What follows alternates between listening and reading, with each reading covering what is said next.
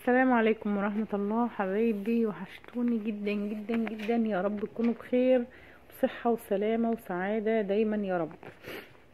الفيديو اللي معايا النهاردة ده فيديو كده يعني يعتبر زي ما انتم شايفين كده. حبيت ابين لكم بس قد ايه الفلامينجو او الشفرة لما بستخدمها صح بتعمل ايه. شايفين البشرة ناعمة دايما بتعمل بالشفرة. على فكرة شايفين الشعر والوبرة اللي نازلة من البشرة عاملة ازاي وقد ايه الشعر صفرة وخفيفة، مش طالعة مجدرة. ليه؟ طبعا احنا بنعملها بنظام، مش اي حد يستخدمها.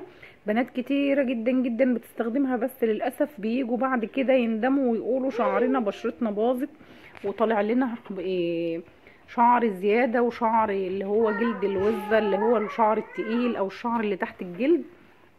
طبعا انا بعمل لها على طول، اتعودنا عليها على طول للبشره الحساسه. يمكن انتم ملاحظين شكل او طبيعه البشره لما بشد الجلد كده بتحس ان العروق نفسها اللي هي الصغيره دي باينه في الوش. بشره حساسه جدا، البشره اللي معايا النهارده حساسه جدا، وبشره يعني يعتبر اللي هم الناس اللي الطبقه عندهم السطحيه دي سبحان الله يعني بيبان فيها كده الشرايين او العروق زي ما انتم شايفين كده. انا حبيت اقرب عشان اوري لكم انا اقصد ايه بالظبط.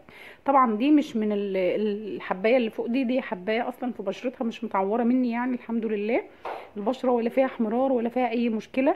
احنا استخدمنا زي ما قلت قبل كده المرطب لازم لازم لازم قبل وبعد، واحط ميه ورد. ودي كانت نهايه الفيديو، يا رب تعجبكم.